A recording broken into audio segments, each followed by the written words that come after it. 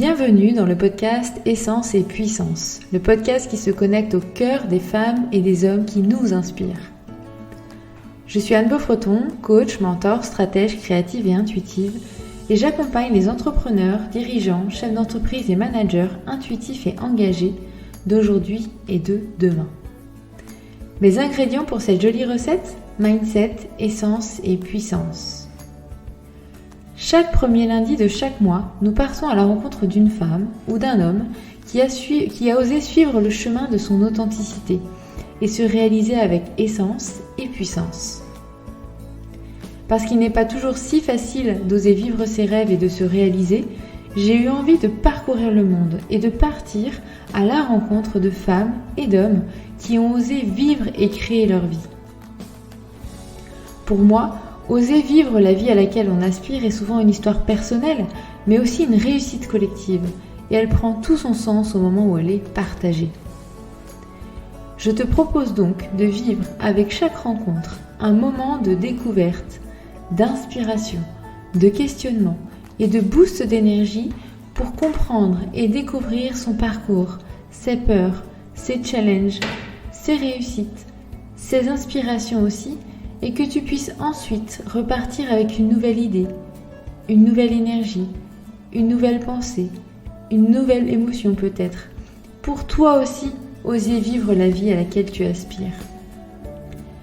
D'ailleurs, si tu apprécies le podcast, s'il t'inspire, s'il te nourrit, je t'invite à en parler autour de toi, à laisser un commentaire et à lui mettre une note 5 étoiles sur la plateforme de ton choix, celle que tu préfères ou celle où tu es le plus à l'aise. Ça permettra à d'autres personnes de le découvrir plus facilement et ça compte beaucoup pour moi. Si tu as des suggestions d'invités, des partages, des feedbacks ou d'autres échanges à me faire, n'hésite pas à me retrouver sur Instagram ou sur LinkedIn, sur mon compte Anne Beaufreton, et j'aurai plaisir à te répondre. J'espère que tu te régaleras autant que moi et je te souhaite de passer un très bon moment. Alors bonjour à tous et bonjour à toutes. Alors aujourd'hui j'ai le plaisir de recevoir Ambéline Baker au micro. Ambéline, tu es mentor, coach pour les âmes pionnières. J'ai envie de te laisser nous dire un peu comment toi tu as envie de partager qui tu es et puis aussi de nous partager qui tu es sans ton travail. J'aime beaucoup cette approche-là aussi. Bonjour Anne, merci pour cette invitation et de partager ce micro ensemble. Donc oui, effectivement, je suis coach et mentor pour les âmes pionnières. Je suis coach depuis 10 ans maintenant. Mhm. Et je trouve que c'est une très belle question de dire, et en dehors de ça, qui tu es? Parce que en fait, on est tellement ça. Ouais. Et c'est aussi tellement notre chemin qui nous a amenés à cette posture et à ces expertises-là que parfois on oublie qui on est en dehors de ça. Alors, par quoi tu veux que je commence? D'abord par les âmes pionnières, Qui peut-être? tu es, ouais, qui tu es, sans ton job aussi, sans ça. C'est ça. Donc, j'ai 41 ans. Je vis au bord de la mer dans le Var, en France. J'ai un petit garçon qui a 6 ans. Mhm. Et j'ai fait le pari fou, il y a 2 mois, de faire l'instruction en famille. J'ai vu ça. Qui je suis en ce moment, c'est beaucoup ça, en fait. Ouais. C'est beaucoup ça. En fait, j'ai fait ce choix, au-delà des raisons qui lui appartiennent à lui et sanitaires et compagnie, c'était aussi parce que c'était important pour moi que d'expérimenter l'expansion de mon entreprise et ma propre expansion sans le mettre à l'écart, en fait. Depuis que je suis maman, c'est un sujet qui est douloureux pour moi d'avoir cette impression de devoir choisir entre ma casquette professionnelle et ma casquette personnelle, voire même de maman. Voilà. Je suis maman solo aussi depuis 3 ans à peu près. Donc, qui je suis en dehors du coaching, on va dire que... Alors moi, j'aime pas scinder les choses, tu vois, je pense que tout est pareil. Mais donc, ce que j'ai envie de partager ici, c'est cette quête d'unité dans toutes les sphères de ma vie. Oui, Et c'est ce que j'allais dire. Ouais, ouais. voilà. Et donc de comment ne plus scinder, comment ne plus sacrifier, comment ne plus mettre de côté une partie de moi. Et, et c'est tout un challenge. Voilà. Et toute une vie peut-être. Toute une vie, tout un... Exactement. Voilà. Donc, est-ce que ça répond à ta question? Oui, oui, tout à fait. Et justement, moi, ce que je ressentais en toi, c'était à travers ce mot âme pionnière, c'était oui, à travers on va dire sa posture professionnelle, mais c'était bien plus que ça. C'était plutôt dans un esprit 360. Tu me diras si tu me rejoins, mais finalement, comment je suis âme pionnière dans ma vie, quoi. Ma vie avec un grand V. Mm. Oui, parce que les âmes pionnières, elles sont là pour incarner quelque chose. Donc Mm. de toute façon, on en arrive à être. Et, euh, Ouais. et à chaque fois que je parle d'expansion, je précise que l'expansion n'est pas une croissance financière. Mm. L'expansion, c'est l'expansion de l'être que nous sommes. Oui. Voilà. Donc oui, effectivement, c'est... Et puis parce que pour être, il faut réunir toutes nos facettes, toutes nos dimensions et avoir retrouver cette intégrité qui, pour moi, l'intégrité est vraiment le point de reliance entre cette connexion verticale et horizontale. Ouais. Et, et Mm. ça demande énormément d'amour de soi, Mm. euh, qui est la raison d'être des âmes pionnières et en même temps qui est tout leur challenge aussi depuis toute petite. Ouais. C'est la base, enfin, c'est presque leur essence, en fait. Exactement, ouais. Ouais. C'est leur vibration, c'est une vibration d'amour, Ouais. mais ils ont été tellement coupés de ça. Mm. C'est tout un chemin pour se reconnecter aussi à cette vibration. Et alors, c'est quoi justement être une âme pionnière? Alors, une âme pionnière, Ou c'est qui? ce Au-delà sont de ça. des hommes comme des hommes et des femmes, d'ailleurs. Mhm. Et ce sont des personnes les âmes pionnières, en fait, c'est une vibration. D'accord. Donc là, l'intention que je pose à chaque fois que je parle des âmes pionnières, c'est que les personnes qui portent cette vibration, qui résonnent avec ces vibrations, se reconnaissent Mm. au-delà des mots, en fait. Et ce sont des personnes qui sont bien évidemment spirituelles avant d'être humaines, Oui. qui, qui ont dû fuir à un moment donné la matière vers leur spiritualité pour se protéger et pour protéger leur intégrité. Et qui portent en fait une mission de contribution qui n'est pas dans le faire, qui est, comme je disais tout à l'heure, d'incarner une nouvelle façon d'être humain sur cette planète. Donc voilà, il y a un besoin de sens, c'est même une quête, il y a une quête de sens, il y a une quête d'évolution, il y a une quête de contribution, de reliance sur tous les plans. Et ce sont des personnes qui ont aussi un profond sentiment de solitude, de séparation. Et donc, il y a un fort besoin de reconnexion à soi, à plus grand que soi, et à se sentir appartenir, en fait, à retrouver un peu sa famille. Voilà, on a besoin de retrouver notre famille ici dans la matière. Quand tu dis séparation, qu'est-ce que tu veux dire précisément? Ou qu'est-ce que tu imagines derrière? La séparation, c'est en fait, il y a cette blessure de séparation, de la séparation originelle, Mm. la séparation de nos polarités féminines, masculines, de la source. Ouais. Enfin, la séparation, elle peut être sous différentes facettes. Et donc, c'est d'avoir expérimenté cette séparation pour arriver dans un monde de dualité, alors que la mission des âmes pionnières est justement d'incarner l'intégrité et l'unité. Donc, c'est d'avoir été au bout de cette séparation pour revenir à l'unité. Et et au-delà de comment on se, j'ai presque envie de te dire, comment toi, déjà, tu t'es découverte âme pionnière et c'était quoi ton processus pour, au-delà de l'incarner, déjà de se reconnaître en fait dans cette étape-là? Oui, parce que le processus d'expansion des âmes pionnières, c'est avant tout se reconnaître. Ouais, c'est déjà la première base. Voilà. Ouais.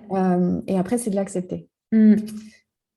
En fait, moi, comment je me suis reconnue comme une pionnière, c'est à un moment donné de comprendre que j'avais plus besoin, que, en fait, que depuis toujours, j'avais dû m'adapter à un monde. Oui. Euh, que ce soit une famille que j'avais choisie, que ce soit des études, l'école, que ce soit les entreprises dans lesquelles j'ai travaillé. À chaque fois, c'était comment je m'adapte et comment je deviens. J'étais très dans mon yang, en fait. Oui. Donc comment je suis parfaite, en fait. C'est Comment un je peu fais pour ça. être parfaite? Ouais. Voilà. Comment je fais pour être parfaite? Comment je fais pour être parfaite dans un monde dans lequel je ne peux pas être complètement moi? Donc, en fait, c'était être parfaite, mais en étant de toute façon imparfaite et surtout incomplète. Et donc, ça a été d'abord ça, le chemin de s'adapter à un monde qui ne me convient pas. Comment on se sent à Et l'intérieur quand on est dans cet espace ou cette posture d'adaptation permanente dans différentes sphères, différents lieux, différents espaces, différentes postures? bah, on est sans arrêt dans un sentiment d'incomplétude, Oui. d'imperfection, on est toujours dans le manque, dans le pas assez, au fond, on peut pas se sentir, on peut pas être heureuse comme ça. Hmm. On peut pas se réaliser, on peut pas être heureuse, on peut pas être qui on est. Donc, on peut pas se reconnaître. On est toujours dans le sacrifice d'une partie de soi. D'accord. Ouais. Et est-ce que tu as essayé, toi, aussi je sais pas, de combler ou d'essayer d'aller chercher autrement, ailleurs, Bien sûr, d'une certaine ouais, façon? bien sûr. Bah, je pense que la première chose, c'est d'aller combler par l'amour. Oui. Donc, trouver l'homme idéal, par exemple. Oui. Mhm. Euh, voilà, la reconnaissance du masculin, la reconnaissance d'une société patriarcale. Oui. Euh, Après, bah, il y a la maternité aussi, où avant d'être mère, on pense que ça va nous combler de devenir mère. Oui. Alors qu'en fait, bah, moi, je sais pas toi, mais moi, ça m'a plutôt épuisée que comblée. C'est un beau terme. Et en fait, alors, moi, il y a une image que je partage souvent qui est un peu grossière, je dois dire, mais c'est que bah, physiologiquement, on a quand même un trou à l'intérieur de nous, hein. Ouais. Donc, c'est comme si on devait sans arrêt trouver comment combler ce trou à l'intérieur de nous. Et, euh, et pour moi, le syndrome d'imposteur, il peut venir aussi de ça. C'est que de toute façon, par nature, c'est comme si on était incomplète.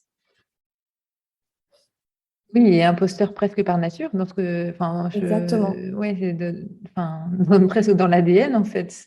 Oui, exactement. Ouais. Exactement. Ouais.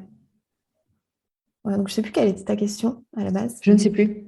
Mais c'était en fait quelles ont été on va dire tes étapes clés parce que c'est pas du jour au lendemain non plus, où on se reconnaît âme pionnière, mais tu vois, Mm. il y a forcément des étapes clés qui sont venues nourrir ce parcours Oui, jusqu'à un moment donné où il y a vraiment cette vraie prise de conscience, mais oui, donc chacune c'est a ça, amené c'était, une graine. c'était tout ce chemin où je crois devoir m'adapter. Oui. Euh, et puis, je pense que c'était nécessaire, en fait, de devoir s'adapter. Mhm. Sauf qu'il y a un moment donné où on se rend compte qu'on s'épuise, potentiellement passer par un burn-out. Alors moi, ça n'a Ouais. pas été un burn-out professionnel parce que j'ai quitté l'entreprise, j'étais assez jeune, hein, c'était en 2011, donc j'avais 31 ans. Donc là, c'est le moment où tu as fait ton basculement sur l'accompagnement. Exactement, ouais. Donc je l'ai fait assez jeune, j'ai fait ma première crise de sens à 30 ans. Oui, c'est ça, un peu comme Et moi. je me suis très vite rendu compte qu'il y avait plein de choses que j'aimais dans le corporate, entre guillemets, hein, dans les grandes boîtes dans lesquelles j'ai bossé. Mhm. Il y avait plein de choses que j'aimais, mais que la vie, c'était pas ça, que j'étais tellement connectée au mal-être des autres et en même temps à leur plein potentiel non réalisé, Mhm.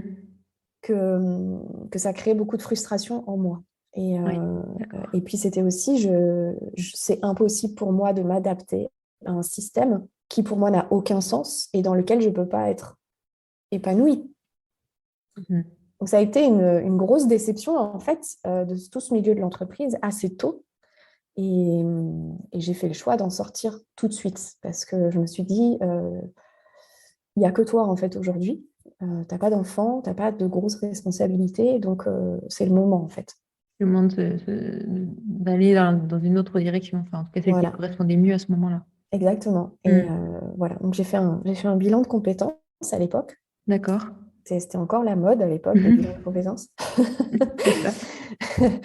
Et, et puis c'est le bilan de compétences, parce que j'ai fait un bilan de compétences en disant j'aimerais devenir naturopathe et créer un lieu holistique. Ouais. Et puis en fait, j'en suis ressortie avec le coaching. D'accord. Ok. Ouais. Voilà. Donc ça a été pour moi la première fois que j'ai mis le mot coach sur un potentiel métier qui me ressemblait. J'y avais Oui. jamais pensé, j'avais jamais vraiment, je m'étais jamais vraiment posé la question de savoir ce que c'était d'être coach. Oui, à ce Et moment-là, c'était moins connu aussi. Enfin, oui, tout un à fait, métier qui c'était était moins assez. connu. Ouais. Il y a 10 L'accompagnement, oui, ans, mais coaching, c'était encore quelque chose d'assez inconnu. ouais, Ouais. on connaissait les thérapeutes et les psys, en gros, C'est ça. ou les coachs de dirigeants, Oui. Mm. ou les coachs sportifs. Mais l'accompagnement tel qu'on le connaît aujourd'hui, oui, il n'existait pas encore. Voilà. Tout à Donc fait. je fais aussi partie des pionnières du coaching. Oui, c'est clair. Et en ligne en plus. Et en ligne, oui, parce qu'il y Ouais, a 10 ans, on n'utilisait pas les réseaux sociaux c'est clair. pour notre visibilité. Je me souviens encore tu vois, d'avoir des flyers, d'envoyer des flyers Ouais, par courrier postal. tout à fait. On faisait des réseautages, enfin voilà. C'est ça. Et on y revient un peu d'ailleurs, je trouve, hein. Oui, On revient un peu à ces stratégies d'il y a 10 ans.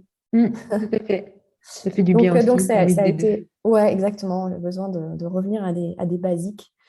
Euh, donc ça a été, tu vois, cette phase d'adaptation, à un Ouais, moment donné, de dire non, en fait, ça n'a pas de sens pour moi que de m'adapter. Je suis là pour autre chose, je suis là pour créer autre chose. Et surtout, ce qui était évident pour moi, c'est que j'étais là pour changer la vie des autres, en toute d'accord. humilité, bien Oui, sûr, mais de dire, il y a autre chose qui existe. Et si chacun a un potentiel, des passions, des talents naturels, c'est pas pour faire autre chose que ça, en fait.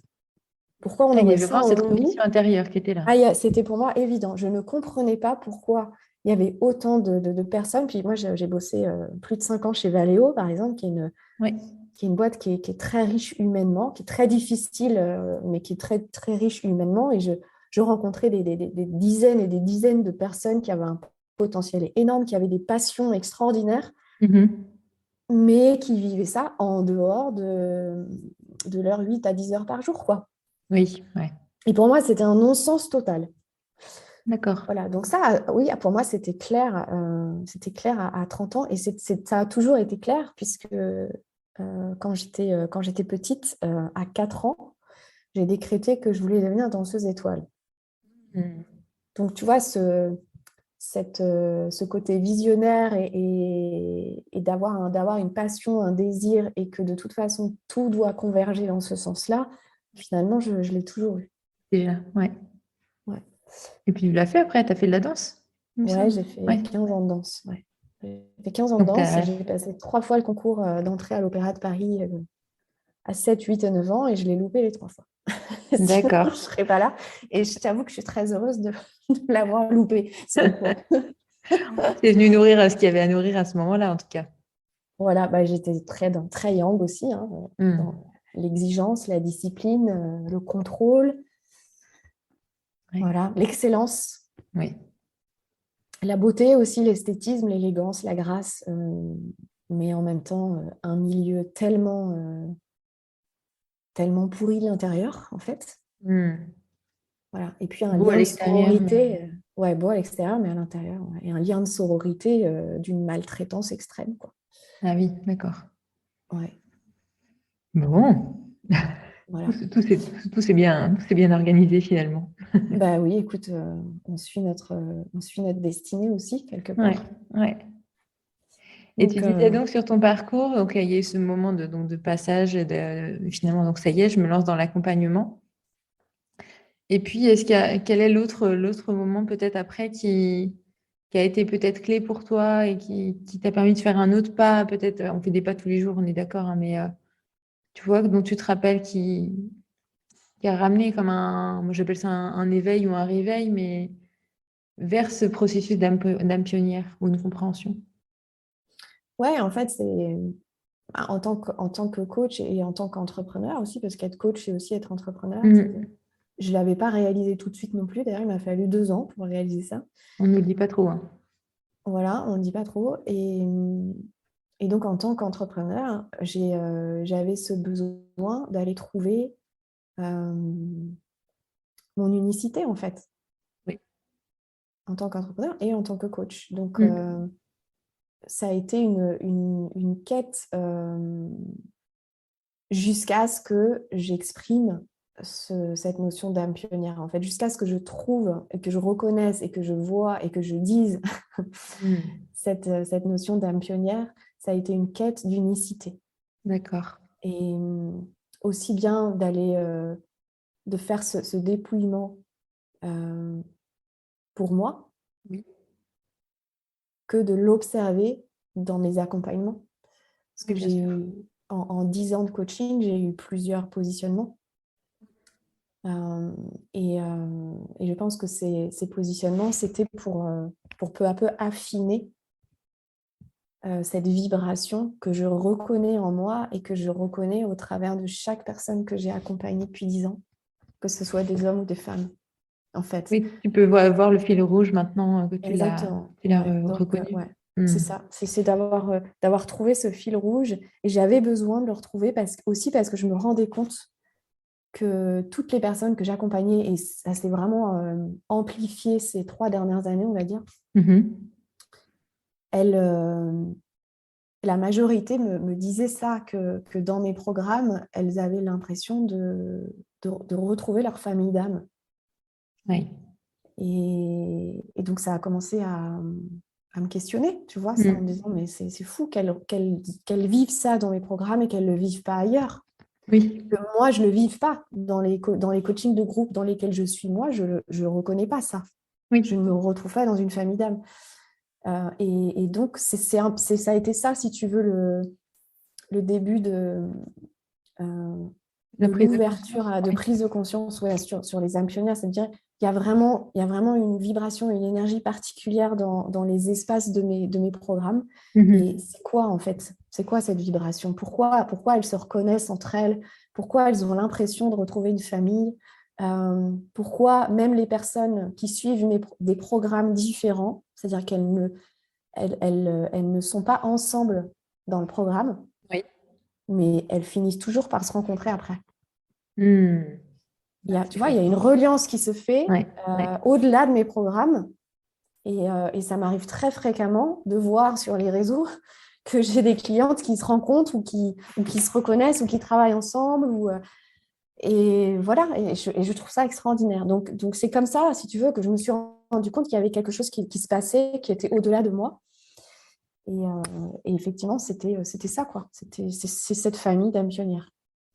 Et qu'est-ce que ça t'a demandé, toi, de te reconnaître? Parce qu'en fait, je trouve que c'est une chose de sentir qu'on s'adapte, qu'on se suradapte dans des espaces avec certaines personnes, dans certaines conditions, etc., ou dans la vie en général. Mais c'est une autre chose que de se reconnaître en tant qu'âme Mm. pionnière. Mm. Et qu'est-ce que ça t'a demandé à toi? Alors, c'est pas forcément de se reconnaître, je pense que c'est les niveaux d'après. Parce qu'après se reconnaître, il y a accepter. Ouais. Accepter d'être une âme pionnière, c'est aussi tout un chemin. Mm. Parce que ça veut dire donc accepter de ne pas être le reste, C'est ça. de ne plus l'être, de Oui. ne plus forcer en fait à être autre chose que ça. Mhm. Et après, il y a l'étape de s'engager Oui. pour incarner pleinement ces dimensions d'âme pionnière, cette envergure, j'ai envie de dire. Et après, œuvrer. Tu vois, bon, ça, c'est les 5 étapes. Oui. Et donc, une fois que tu acceptes, alors sachant que ces 5 étapes, on ne les vit pas qu'une seule fois. Oui. C'est un processus qu'on vit à chaque étape d'expansion, à chaque palier de croissance, en fait, Ouais. aussi bien intérieur qu'extérieur. Et puis, on peut avoir aussi plusieurs processus en même temps. Bien sûr. J'ai un guide d'ailleurs, le guide de l'âme pionnière qui va très très prochainement sortir, qui sera disponible sur mon site et qui explique en fait justement ces étapes d'expansion. Donc pour moi, entre accepter et s'engager, en fait, c'est peut-être là l'étape la plus difficile. Oui, d'accord. Parce que s'engager à être cette âme pionnière, ben moi, pour le coup, c'est ce qui fait que je suis maman solo. Voilà. Donc, euh, c'est d'apprendre à dire non à ce qui n'est plus aligné à soi. C'est choisir l'amour de soi avant le reste. Oui. C'est choisir son intégrité avant le reste. Ouais. Et ça, c'est vraiment, ouais, je pense que ça, c'est ce qui est le plus difficile et c'est ce qui explique aussi qu'il y ait tant d'âmes pionnières qui ne soient pas, qui n'incarnent pas pleinement qui elles sont. Parce que c'est vraiment cette étape de passer de l'acceptation à l'engagement. C'est là où on peut y perdre des plumes, quoi. De notre vie humaine, en tout cas.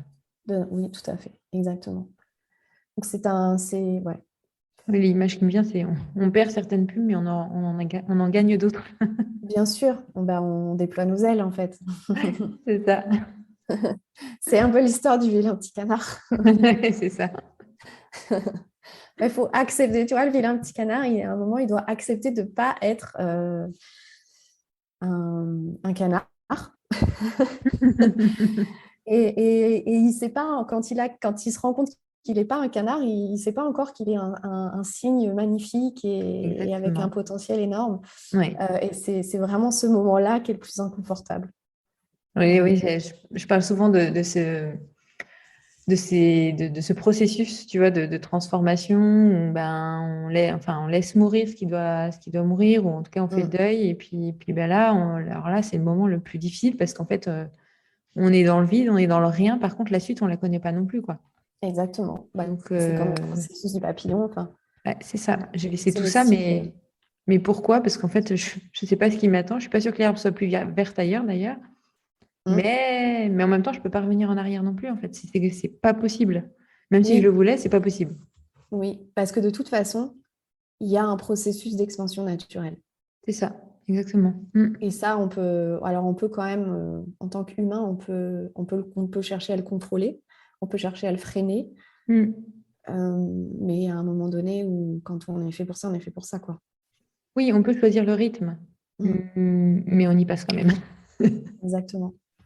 Et puis, finalement, ça nous coûte plus de ne pas suivre cet élan naturel. Oui. Voilà. Oui, quand on parle des bénéfices et des coûts derrière, oui, au final, on y gagne, même si on est d'accord que sur un plan humain, c'est pas le plus facile. Non. Tu parlais de la solitude tout à l'heure, et Mm, je trouve que c'est quelque chose qui revient énormément, et dans les podcasts, dans mes clients, etc. Et comment on gère cette solitude? Et est-ce qu'il y a des moments où finalement il y a plus de solitude que d'autres, justement, tu vois, quand on est âme pionnière?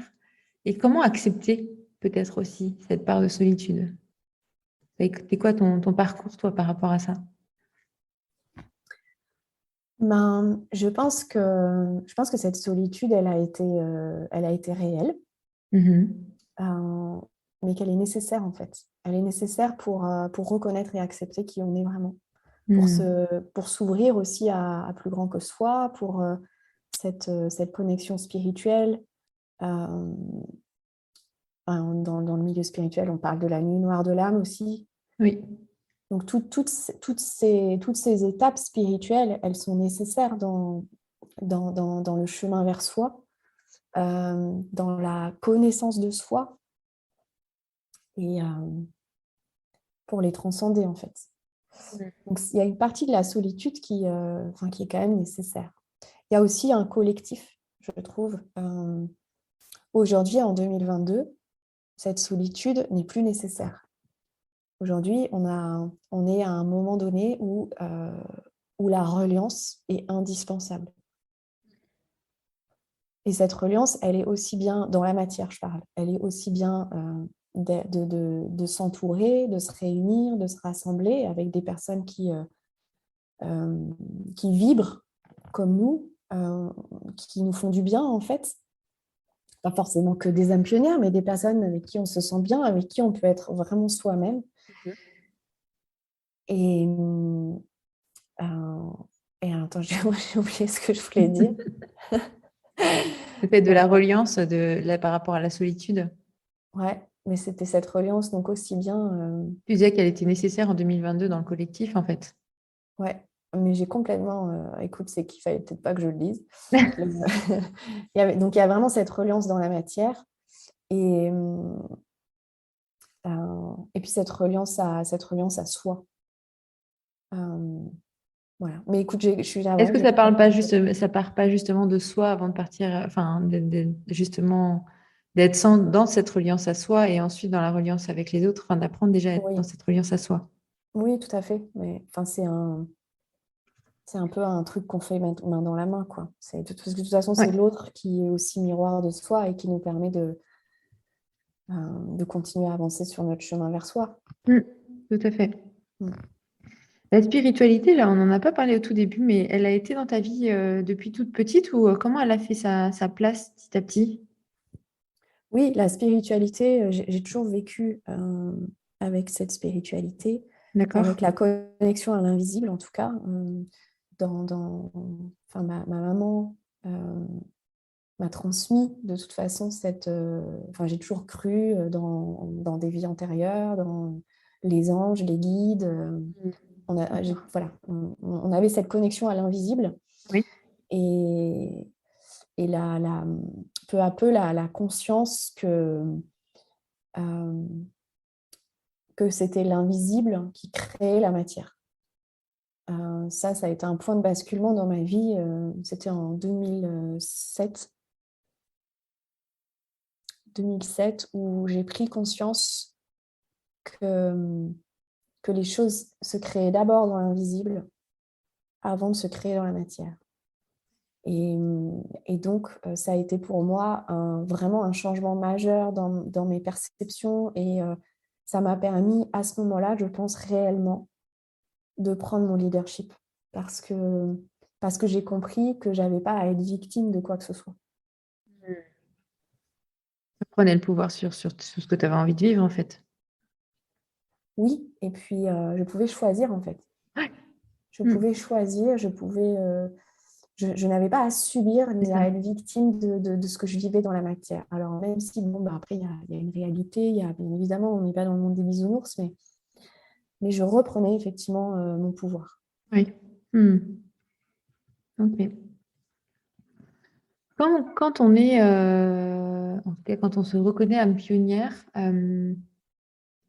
ça change quoi dans notre façon de nous rendre, enfin, d'être Et visible? tu sais, alors je voulais terminer Oui, dis-moi. excuse-moi, parce que je pense que c'est important, sur mon chemin spirituel. En fait, moi, Oui, j'ai mes parents qui étaient séparés, donc je oui. vivais la spiritualité chez ma mère, mais pas du tout chez mon père. Mhm. Donc chez ma mère, il y avait ma mère qui était très, très plutôt connectée à la vibration angélique. Oui, Et j'avais un beau-père qui, lui, était, etc., mais avec lequel j'ai connecté à toute l'ombre de la spiritualité. Donc, au sein de mon foyer, j'avais les deux. d'accord. Et, et Alors, ça, je comment on pense, grandit avec ça? Ouais, ouais. ouais, c'est ça, je pense que ça... Parce que j'étais beaucoup plus attirée par l'ombre de la spiritualité Hmm, euh, que par le côté angélique, en fait. d'accord.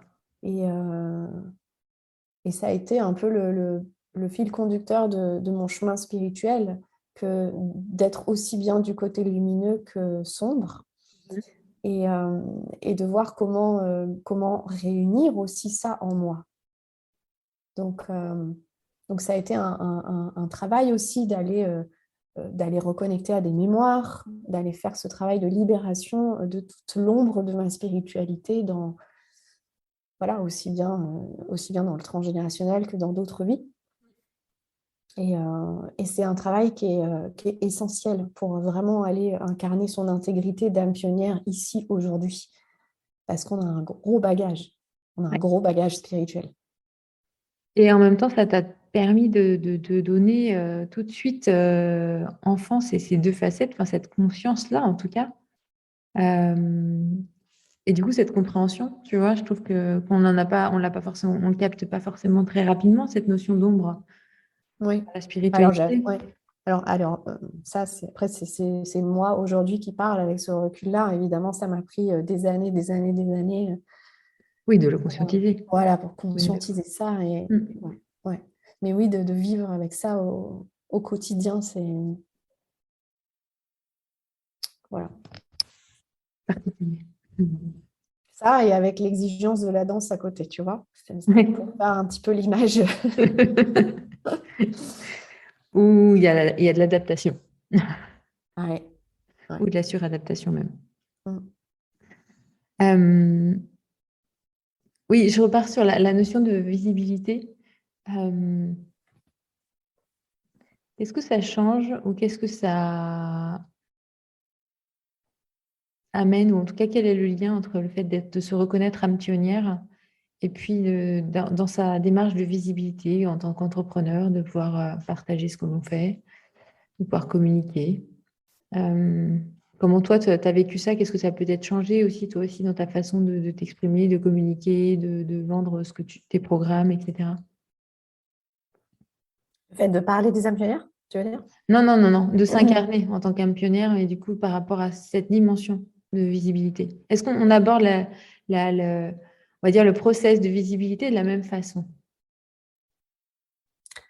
Euh, je pense que on en revient toujours. Alors, je ne sais pas si c'est spécifique aux âmes pionnières ou pas. Ouais.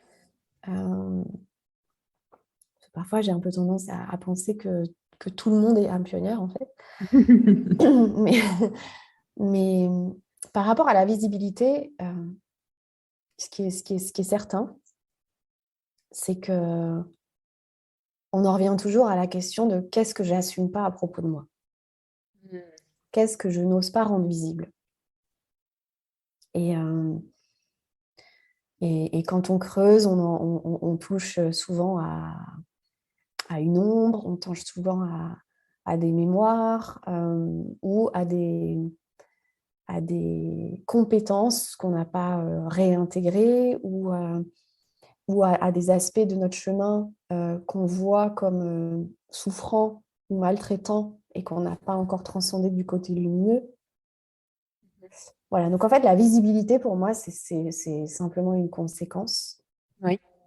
Et voilà. Après, c'est un vaste sujet parce que ça dépend si on parle d'âme pionnière, entrepreneur, chef d'entreprise, ou si on parle de leader en interne, par exemple.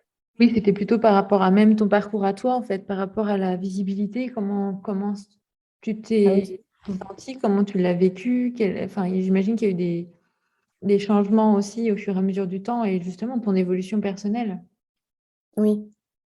entre quand tu as Moi, par rapport commencé à ma en 2012 et... visibilité, oui, c'est ça. À chaque fois, c'est vraiment. Pour moi, ma visibilité, ce qui a toujours été important, c'est d'être authentique. Oui. Voilà. Et je pense que depuis 10 ans que je suis entrepreneur, je communique et je communique de façon authentique. Que ce Mm. soit en ligne ou en présentiel, c'est la même chose pour moi. Oui. Je me souviens, je me souviens parce que j'ai vécu à peu près 5 ans en Suisse. Mhm. Et donc, en Suisse, c'est vrai il y a, en tout cas à l'époque, il y avait encore beaucoup de distinctions entre la vie professionnelle et la vie personnelle. Oui.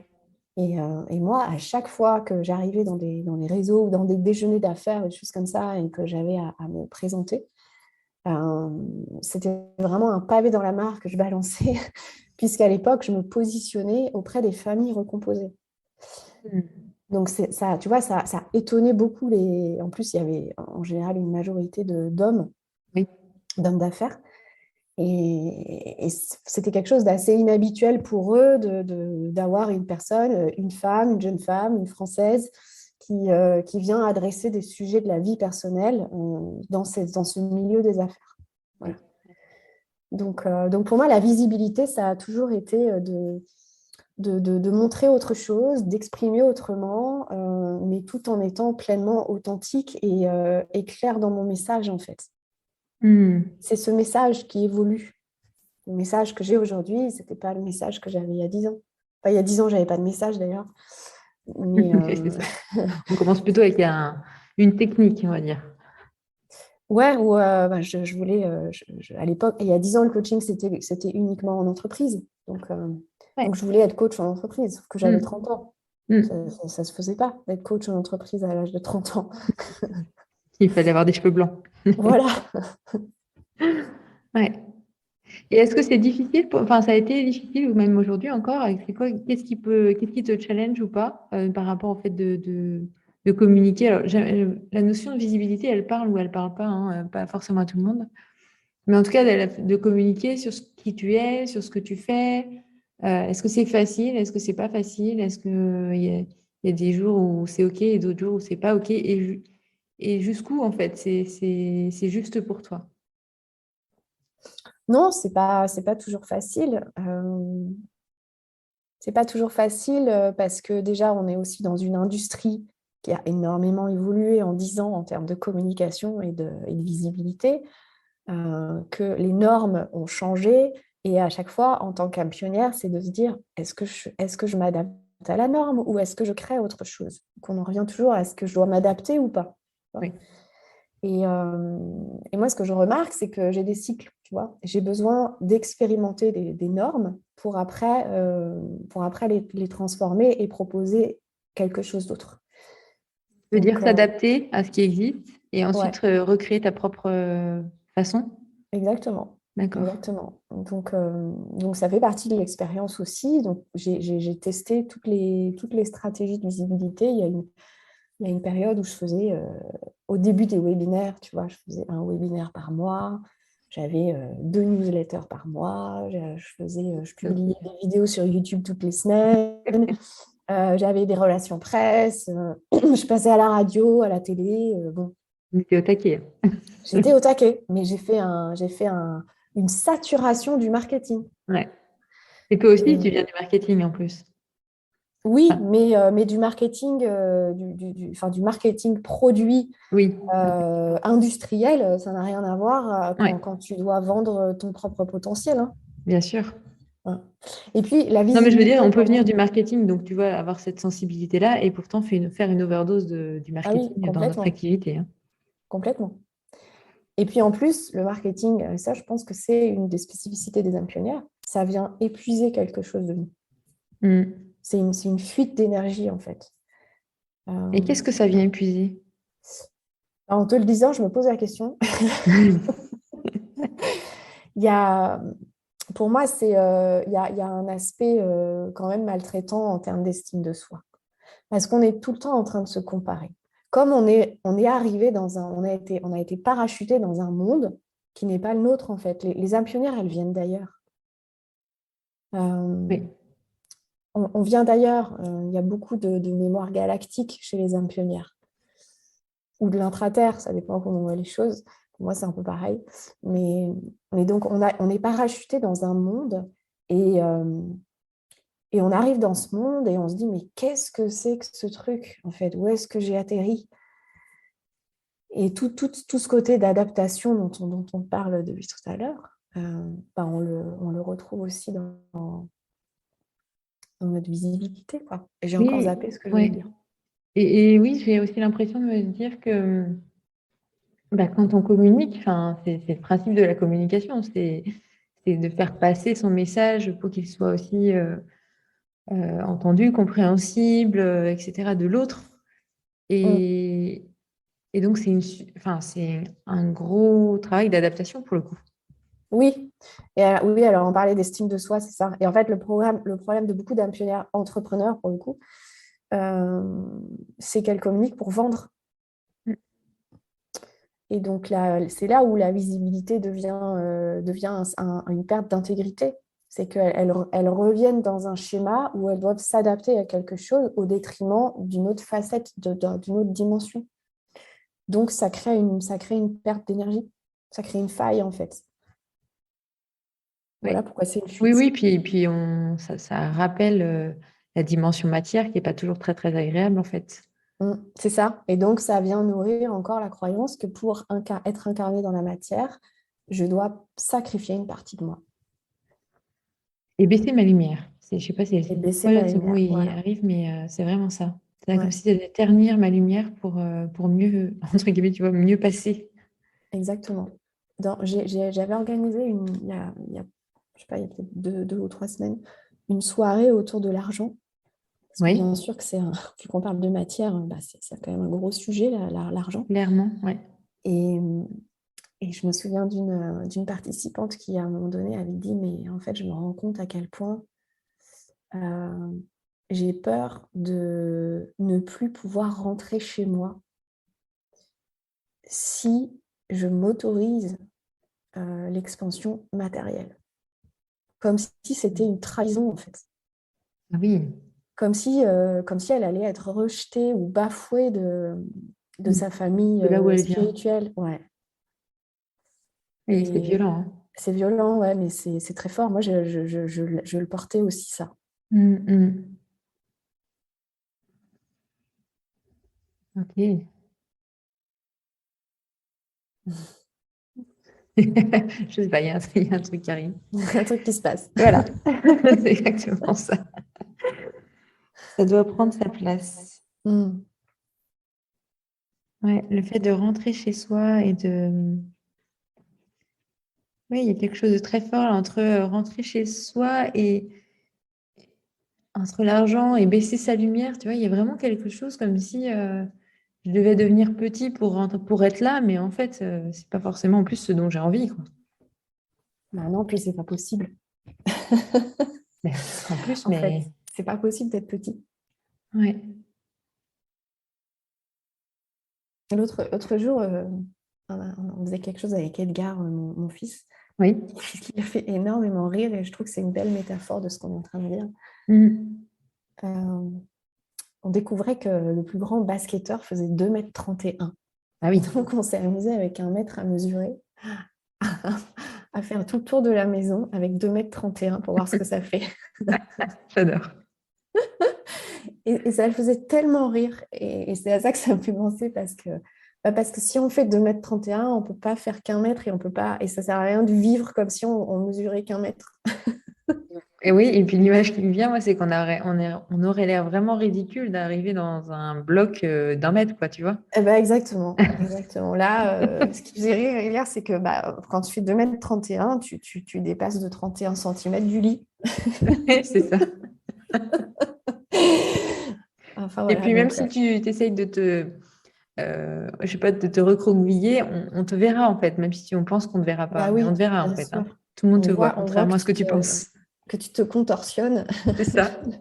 Et les âmes pionnières, elles ont passé X années de leur vie à se contorsionner. C'est ça, ouais. Et après, ça devient difficile, en fait, de reprendre son envergure et tu vois, sa taille normale, en fait. Bien sûr, ouais.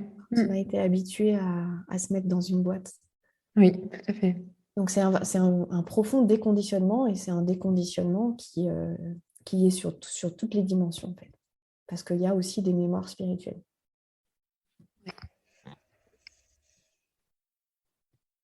Et alors justement, si on aborde le sujet de l'argent, Oui. comment, comment, j'allais dire faire la paix, c'est pas ça, mais comment créer le lien avec l'argent quand cette notion de matérialité est pas très parlante en fait, ou donne pas forcément envie en fait aux âmes pionnières. Mm. Et en même Oui, temps, elle est nécessaire et elle est juste et elle a sa place et voilà. oui. Euh, Bah, justement, la soirée que j'animais, c'était pour que l'argent ne soit plus un sujet. Je ne sais pas si tu le ressens aussi, mais on est en train de vivre un vrai shift Oui. avec l'argent Mm. au niveau du collectif et dans notre industrie aussi. Ouais. Et il y a quelque chose qui est en train de s'effondrer, en fait. Euh, Oui, je le sens comme tu vois quand on a vécu la bulle Internet ouais, c'est la même chose. Ouais. Mm. ouais. Donc, c'est vraiment important de faire cette réconciliation dans sa relation à l'argent. Parce que la relation qu'on a avec l'argent, c'est la relation qu'on a avec toute autre chose, et surtout avec soi. Donc, c'est vraiment c'est un outil dans notre développement qui est passionnant parce qu'il est miroir de beaucoup de choses. Hmm. Donc, tu vois, bon, ça, c'est une partie de l'argent. Oui.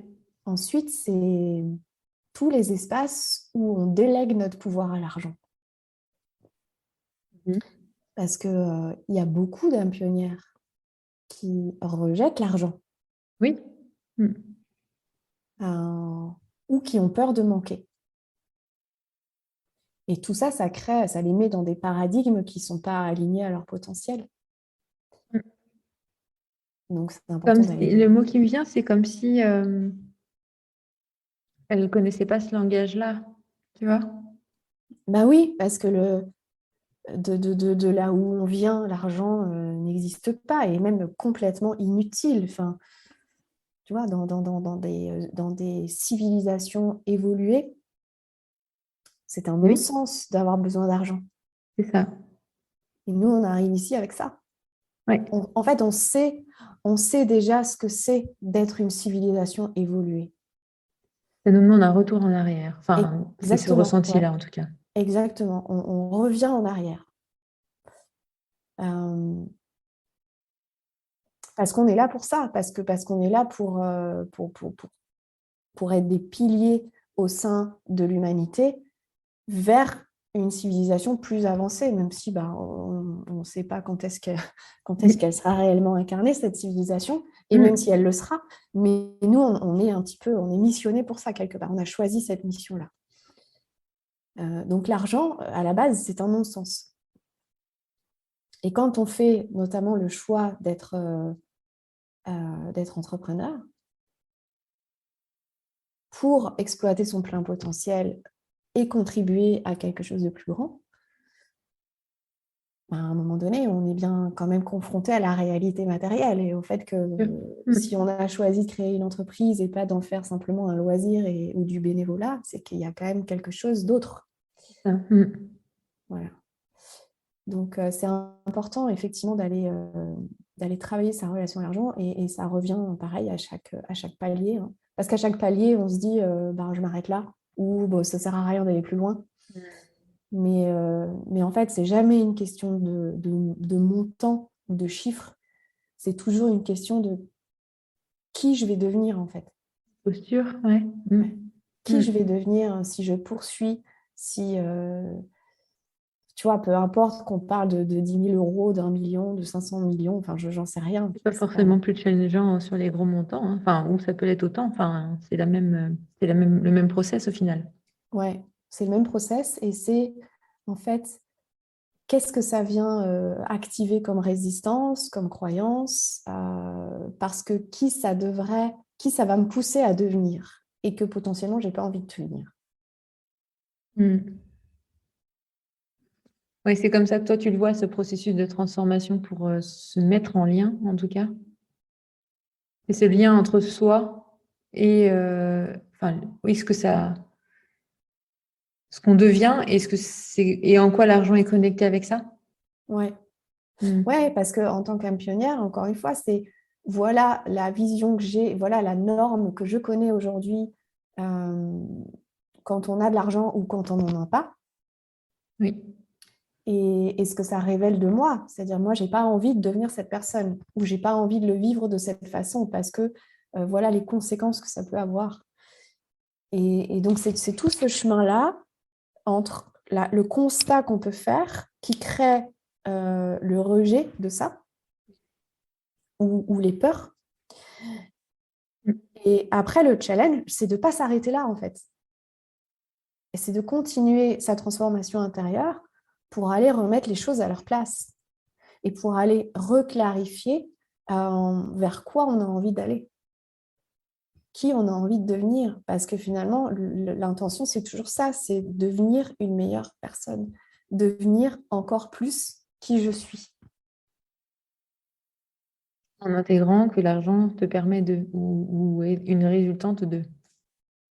Bah, l'argent, oui, puis c'est pas un sujet en fait qu'il y en ait ou qu'il n'y en ait pas.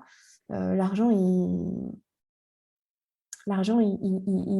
soutient, et même pas d'ailleurs, enfin, c'est rien en fait. C'est une des composantes de l'entreprise, en tout cas. C'est une des composantes de l'entreprise, mais c'est une conséquence. Oui, c'est ça. Et en te le disant, c'est comme si c'était le remettre au bon espace aussi, plutôt que de le lier à soi, de le lier à son entreprise, tu vois.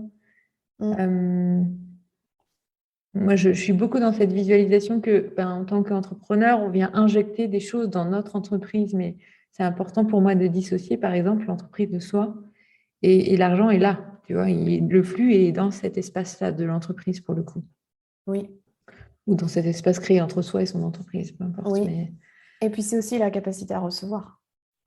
ouais. Et les âmes pionnières, elles ont tellement l'habitude de donner. Mm. Recevoir, c'est un autre challenge.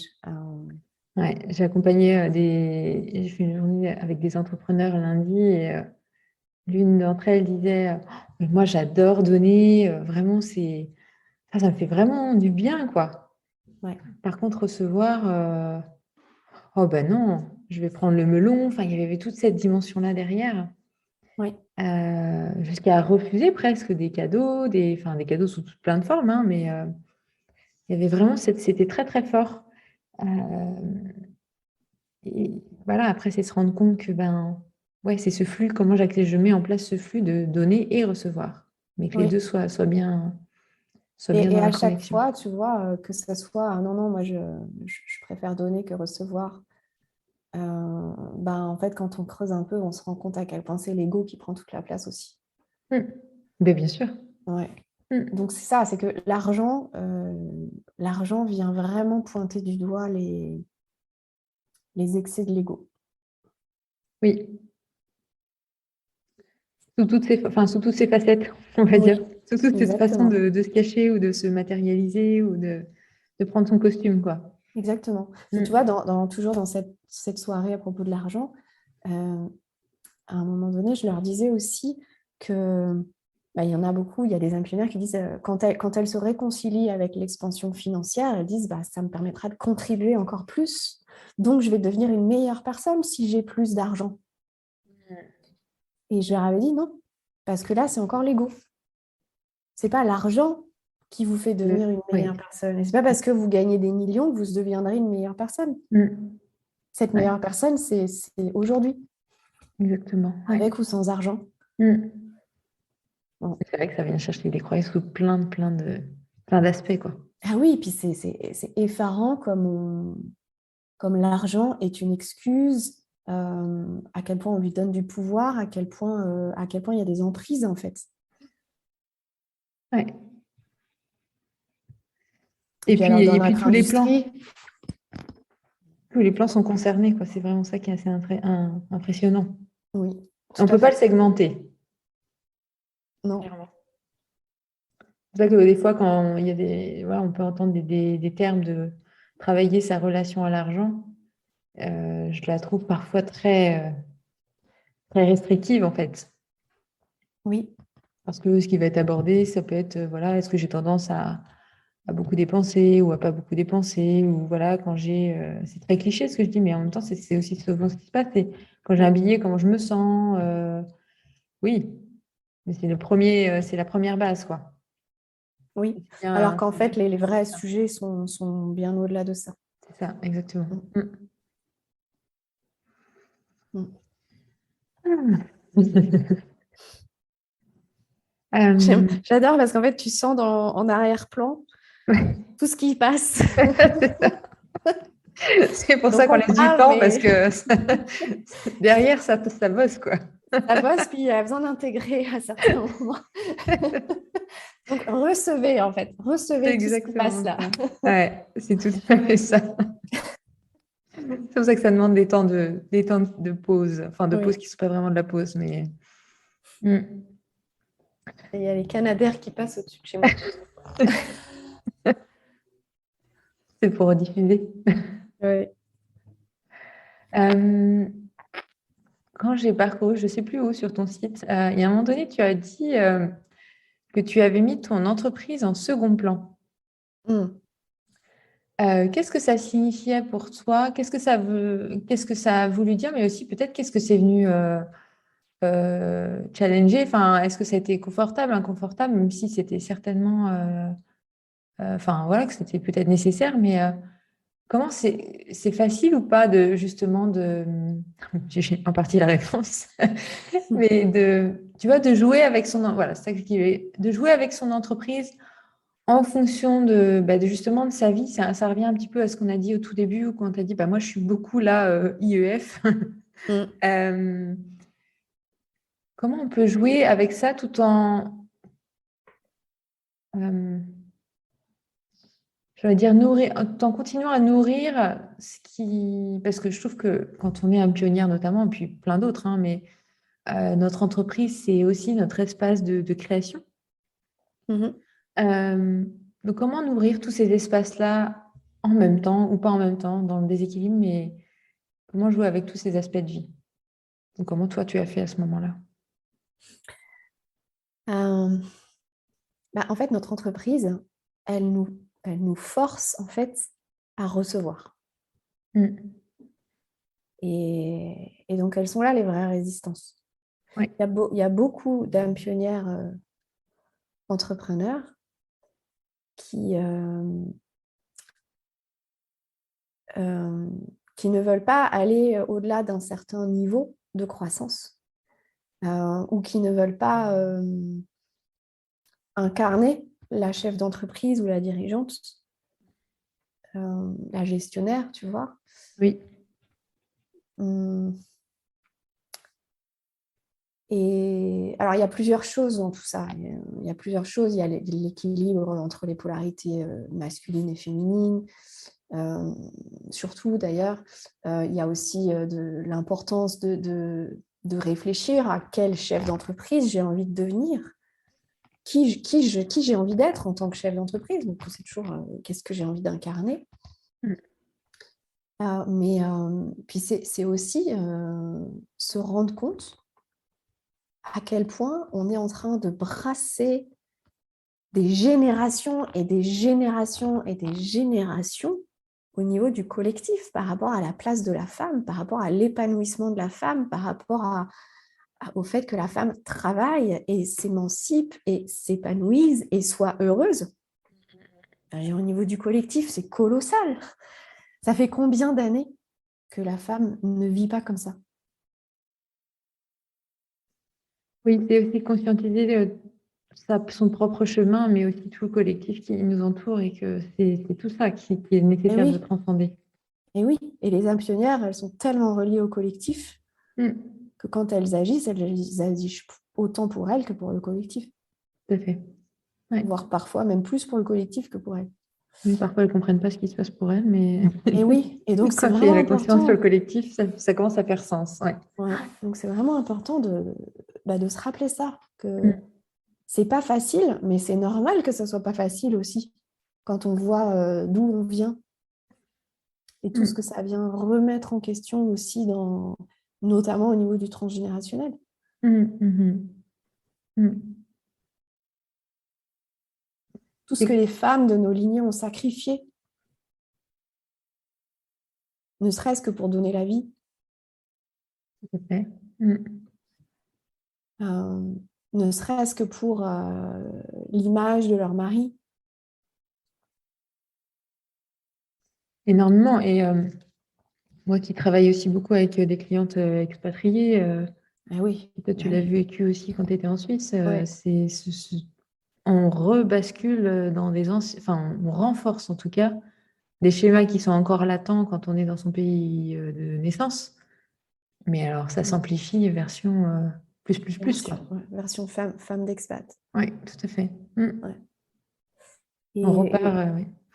On régresse, on va dire ça comme on ça. régresse. Et puis, je trouve que, enfin, tu vois, lundi matin, j'avais l'appel de groupe pour mon programme Ascension. Et Mhm. je leur partageais aussi que depuis 2 mois, euh, je vis une profonde guérison. Euh, et je me rends compte à quel point tout est en lien avec le patriarcat. Mm. Donc, c'est tous les espaces. Et je parle de ça parce que c'est un peu la réponse à ta question sur pourquoi mon entreprise est passée au second plan. Oui.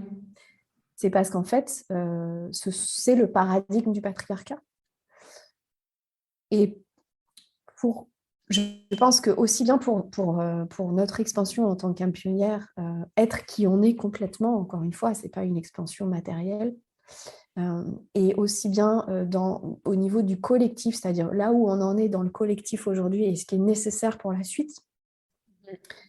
On est en train en ce moment de vivre une profonde transformation du patriarcat. Donc on est bien évidemment au paroxysme de tout ça. Mais qui dit paroxysme dit qu'en sous-jacent, il se passe beaucoup de choses. Et donc, transcender aussi tout ce paradigme du patriarcat, ça ne veut pas dire le rejeter ou aller à l'encontre d'eux. Ça veut simplement dire, simplement entre guillemets, quels sont tous les espaces où je veux rester dans ce système patriarcal en tant que femme. Et même pour les hommes d'ailleurs.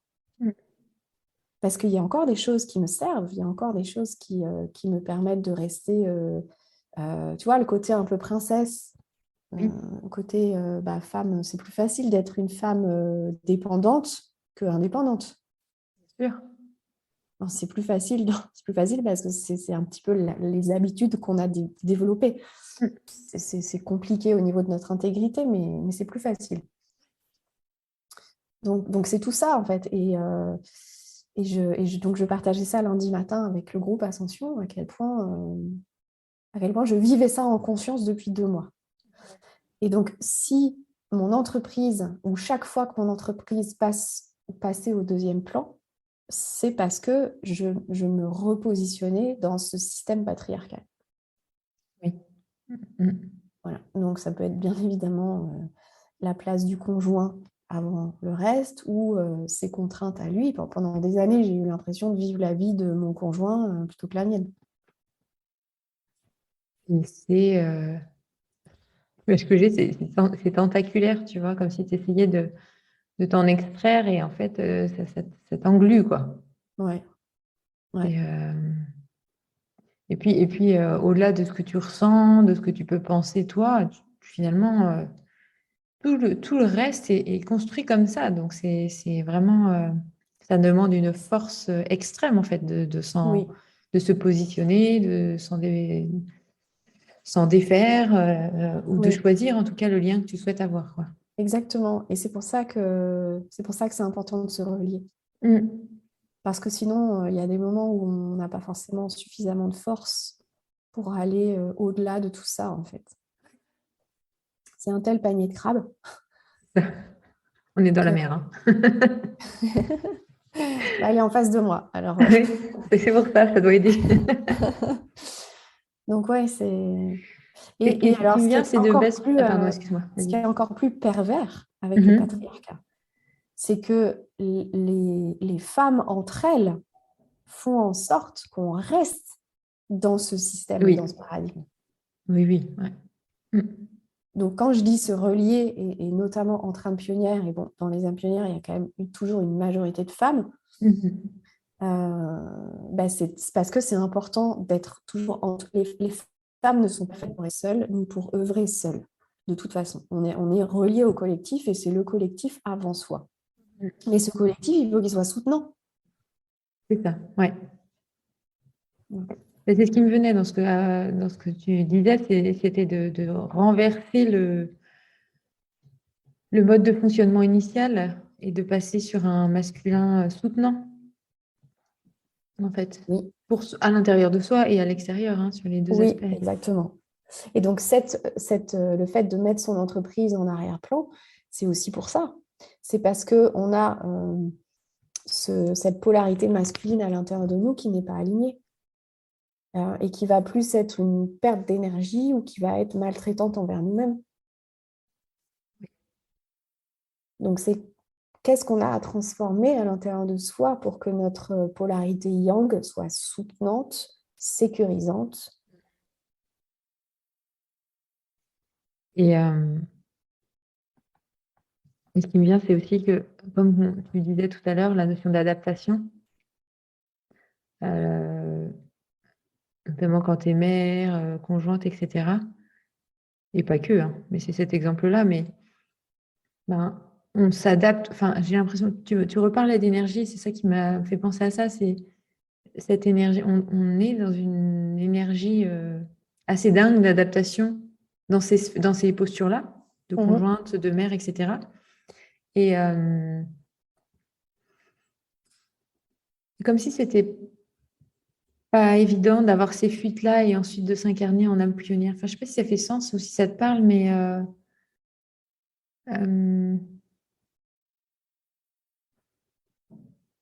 comme si dans ces postures, ça demandait une telle adaptation parfois,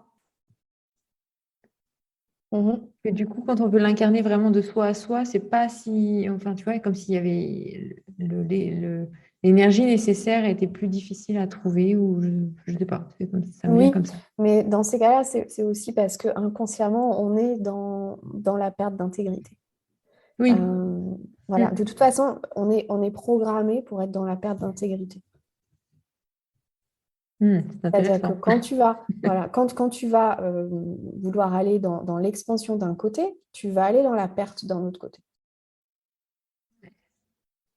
Mm. On est programmé comme ça. Donc, tant que tu défais pas ces programmations, il y a toujours un espace où tu vas accepter de perdre ton intégrité ou où tu vas accepter une fuite de quelque chose. Mm. Ouais. Et ça, bah, les relations amoureuses et la relation avec nos enfants, c'est C'est la c'est plus là grosse où fuite. bah, voilà, c'est là où on est complètement dedans. Ouais. Puis les enfants, ils vont encore plus appuyer là-dessus. Et en même temps, ils ont aussi souvent cette dimension d'adaptation, tu vois, Oui. à Mm. leur niveau aussi. Donc, Oui. il y a- c'est assez intéressant où ça nous emmène, quoi. Mm. Mm. Oui. Et l'effet miroir et tout l'apprentissage que ça amène et pour soi, finalement, peut-être pour son enfant à ce moment-là, mais finalement, on s'en rend compte pour soi aussi, quoi. Oui. Puis en fait, les enfants viennent toujours nous montrer là où nous, on n'est pas dans notre intégrité. Oui. Mm. Il nous pousse, Ouais. clairement. Le podcast s'appelle Essence et Puissance. Je voulais savoir un petit peu ce que pour toi, ces deux mots, comment ça résonne en toi ou comment ça résonne pas, justement. Peut-être que c'est très juste ou à l'inverse, pas du tout. Et comment toi, tu vis peut-être ces deux énergies en toi et dans ta vie en général. Ça résonne complètement. Ouais. Hein. Pour moi, c'est notre raison d'être, en fait. Hmm. D'incarner notre essence et notre puissance. D'accord. C'est notre raison d'être. En tout cas, on va dire que c'est la raison d'être des âmes pionnières. Oui. Eh bien, c'est une belle résonance. Bah, en fait, parce que pour poser une question à l'inverse de ça, c'est qu'est-ce qu'il y aurait d'autre que ça finalement? Oui. Hmm. Voilà, c'est notre raison d'être. Hmm, hmm, C'est hmm. le pourquoi on est ici. Et le pourquoi on est venu finalement. Oui. Et pourquoi il y a ce pont permanent à réaliser, enfin, ou à vivre en tout cas, entre Mhm. deux. Ouais. Hmm. Merci Ambéline. Est-ce qu'il y a quelque Merci. chose que tu voudrais ajouter, partager pour terminer ce podcast ensemble, cette richesse de conversation, même, je dirais. Ben, écoute, te remercier. Et puis, ben, ça m'intéresse de savoir, est-ce que les personnes dans ta communauté peuvent commenter ou s'il y a des questions ou des choses comme ça, où est-ce que je pourrais trouver ça et leur répondre si nécessaire? Oui, ça peut être intéressant sous les posts LinkedIn ou Instagram, par exemple, Oui, parce que je vais les promouvoir à ces endroits-là, donc ok. carrément. Bah, donc, voilà. Si vous avez des questions, des commentaires, de savoir ne serait-ce que ce que vous avez reçu en fait dans ce podcast, Hmm. c'est très riche pour nous de savoir ça. Et vous pouvez notamment me taguer aussi Oui, c'est pour que agréable je de toute sois façon, ouais. notifiée. Ouais, Ouais, voilà. carrément. Super. Voilà, puis merci Anne de contribuer, d'inspirer et d'être l'âme pionnière que tu es. Merci à toi. À bientôt. À bientôt.